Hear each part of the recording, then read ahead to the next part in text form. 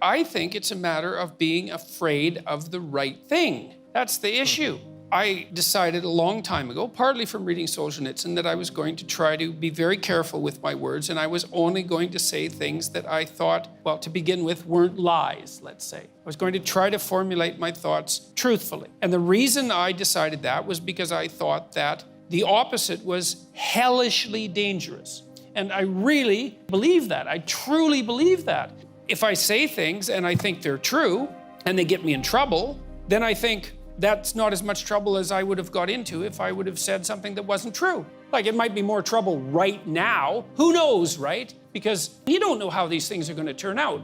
I had this interview, most of you know about it, with Kathy Newman from Channel 4, right? And that was a pretty strange experience. So what you're saying is it was a great interview. Yeah, exactly. And, you know, she was pretty professional when we went to the studio, like someone like that is professional, kind of hard surface and glossy and media presentable, you know, the TV turns you into that. And she was perfectly polite in a professional way until the camera went on, and then she went after me. And then the whole interview went the way it went, and I had like 20 interviews that day. And so I walked away from that and I thought, oh God, they're gonna take 7 minutes of that and, you know, broadcast it and make me look like a complete monster, and that'll be the end of that. And that is exactly what they did, except they also posted the entire thing on YouTube, not knowing at all that it was a train wreck. They had no idea. It wasn't like they thought, oh, well, this is a train wreck, we better put it on YouTube. It wasn't that at all. They thought it was a perfectly fine interview. So then it went on YouTube. And so my mood changed a lot. It was, first of all, this interview went catastrophically, and then it was, well, they're only going to use 7 minutes of it, and that's going to be a drag, but I'll probably get over it. And then they put it online, and then there was just an incredible reaction. And then 5, 10 newspapers came out to play the victim card for poor Kathy, which was now all the online trolls were after her. And I thought, that really, really struck me. I thought, she's one of the most powerful people in the UK. One of the 1,000 most powerful, let's say, or the 500 most powerful. She's no bloody victim, and she's paid plenty well for what she does. And Jordan, by the way, don't forget that that night that this all happened, she did a video in her car reading the comments by the trolls, because at that moment she didn't realize she should play the victim card yet. Yeah. And so then her employees said, well, we had to call in the police to investigate. Because that's an unbelievably crooked thing to say. It's like anybody can call in the damn police to investigate anything. Well, what constitutes a credible threat? There are ways of assessing credible threats. You know, they have to be direct and detailed. That's how you assess suicidality, for example. If you tell me that you have a plan, you know when you're going to do it, you know where, you have a gun, you've thought it through, it's like, that's a credible threat. Sometimes I wish I wasn't here, that's not a credible threat. And you see the same sort of thing online. Well, then 10 newspapers played the victim card that poor Kathy was being trolled by like 1 million trolls. Who knew there were that many trolls, but apparently they were. And then I thought, well, God, the whole thing's gonna go sideways again, because I'm gonna come out of this as the villain who called forth, you know, the alt-right armada to take down poor, innocent Kathy Newman. And so it looked like it was gonna shift that way for about 4 days. And then that didn't work. There was a couple of other interviews that started to push back that narrative, and then it switched back to my side. But look, I'm making a point with this, is when I do an interview, like this interview, I follow this rule in my book. Let's say I think 8. it's 8. I think it is 8. All right. We've been doing this for a while. Sorry, it's 7. Oh, do what is meaningful, not what is expedient. Okay, so I come to an event like this, and I have an opportunity to say things, and I don't come in here and think, okay, here's a bunch of things I want to convince you of. I don't care if you're convinced. It's not like I don't care about you in the sense that you care for people and hope the best for them, but I don't care if you're convinced. That's not what I'm here for.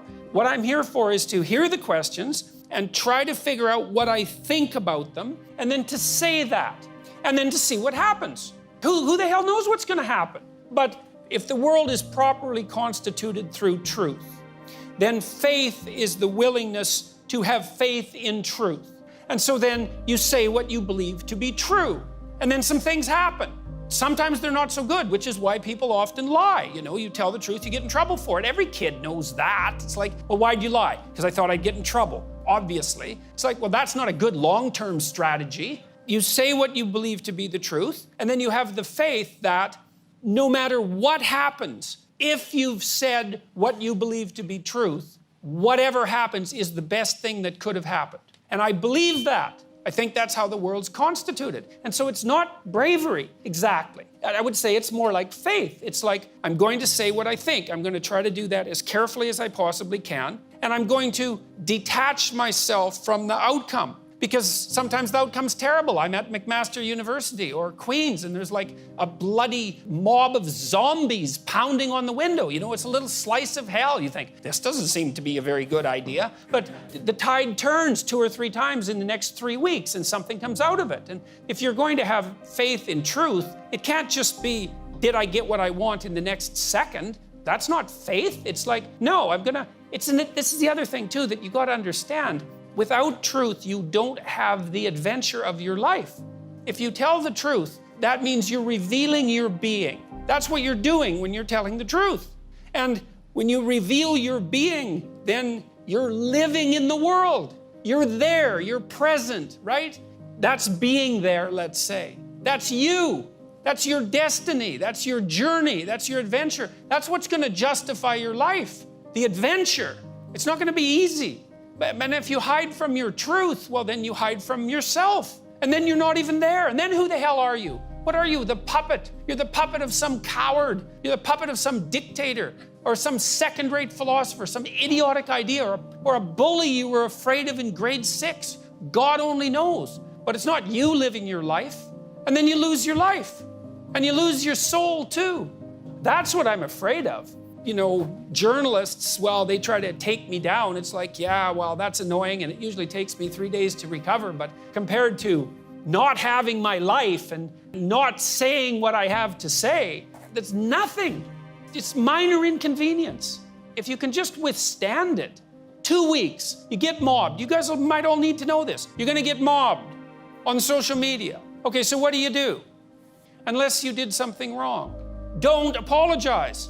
That's the first thing, because then no one can come to your defense. So don't apologize. Maybe you even double down carefully, not vengefully, right? Carefully. You say, no, that's what I meant. And if you don't like it, too bad. And you get mobbed. Then you apologize, a different mob comes after you. That's not helpful, and no one can defend you. If you can hold out for 2 weeks, you'll win. Now, it's a pretty brutal 2 weeks, because, you know, if you're a reasonable person and 100 angry neighbors show up at your door with pitchforks, you might be thinking there's something wrong with you, you know, like you think that unless you're psychopathic. And you think, well, maybe I made a mistake. And it's easy to waver and to back down. And maybe you're also afraid. But, you know, if you scoured your conscience and you're careful and you said what you had to say, then leave it lie. And they'll throw, the people who are playing this game will throw everything they can at you for 2 weeks. And if it doesn't stick, you're done. And then the next time they try it, it doesn't work as well as it did the first time. And by the 50th time they try it, like as far as I can tell, carefully, the people who have enmity for me are out of ammunition. They're done. I read hit pieces now and I think, oh, you just copied the hit piece from 2 months ago. It's like, I'm perfectly habituated to that. They're out of ammunition. And maybe someone creative could still come up with some more ammunition. Maybe that'll happen at the Q&A. But it's not bravery, man. It's faith in the redeeming power of truth, and that's different.